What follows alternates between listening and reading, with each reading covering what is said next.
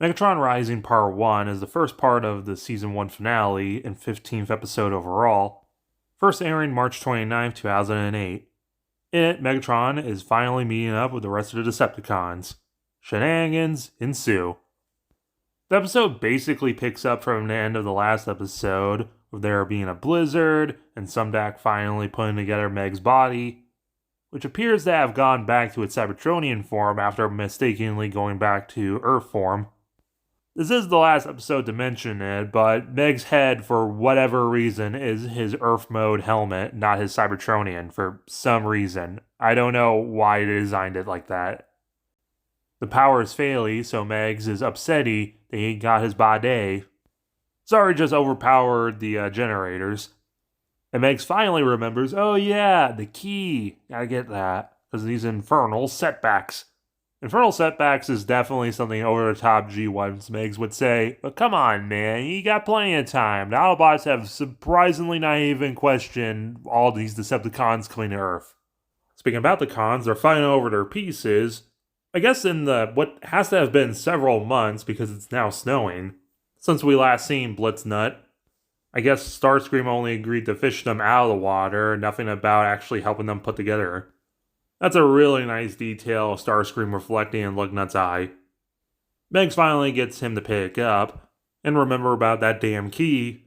There is no Megatron! Megatron is offline! Terminated! I did it myself! Saw it myself! Screamer does scan Luggy, and he is getting communication, so they transform and fly out. Back at the garage, the bots are already alerted, as Sari and B are playing remote control planes and giving Ratchet PTSD. Sari wants to help them with the cons. Bulkhead remembers that the Dinobots are a thing, just now revealing to Prime that they're alive. Birds. Prime takes the news well. The fate of the Earth and Cybertron hang in the balance, and all I've got to command are a bunch of undisciplined, insubordinate malfunctions! I mean, it is harsh, but he kinda has a point. Mistakes are something we can't afford. Too much hangs in the balance, which is why we need tighter security measures on every level, starting with the key. That's not fair! It's mine! The Allspark chose me! I mean, he does still have a point. He does want to save the 8-year-old and not have her be stepped on by a 12-foot tall tank.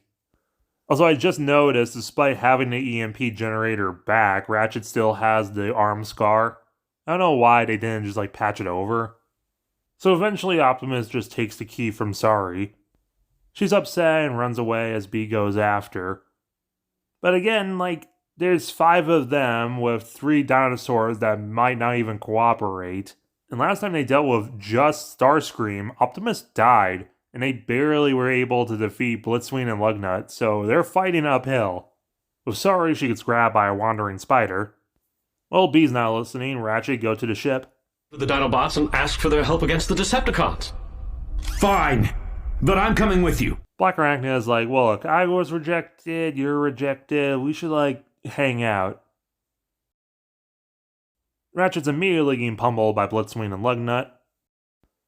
Probably shouldn't have taunted them with the key, because one of them can free. There you go. Back with the others, they eventually find the Dinobots. Swoop looks very wonky right here. But then the other 2 make up for it by looking very wonky in robot form. Prowl calls back to survival of the fitness, with saving them from a meltdown. But they still don't like Truckbot. But then they were told that they are robots and start fighting each other. And everything's just kind of hitting the fan all at once. Bossbot, Beast Wars reference. And Starscream finally gets his over-the-top anime transformation. We haven't had one of those since the beginning of the season. Girl Rock mode. He finally meets up with Meggs and immediately starts kissing head ass. As B makes it to Sumdac Tower. Those have to be giant elevators for Bumblebee to fit in. It goes about as well as you would expect. But Meggs grabs Starscream and just yeets him outside, as Sumdac shows up and starts preparing the body, as Meggs is zapping Starscream. The other 2 show up fashionably late. And at that moment, Sumdac realized he messed up. So now with the Meggs out of the bag, I guess the Allspark decides to throw the Decepticons a bone and actually boot him up. As he glows blue and the building glows red, Guess he didn't listen to you. Yes, it's becoming quite a habit. No! It can't be!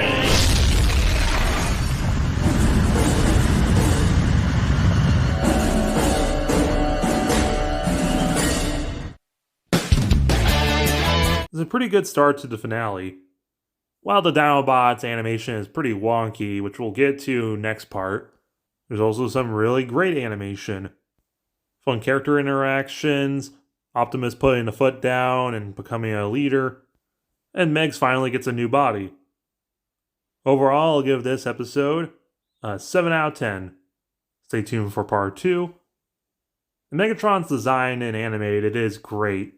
His Cybertronian form is basically the Michael Bay design, but better, and you can tell where his face begins and ends.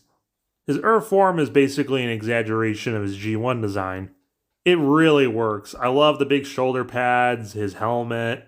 The added crimson really makes him pop, much like how Prime has added yellow throughout his design. That really brings it together.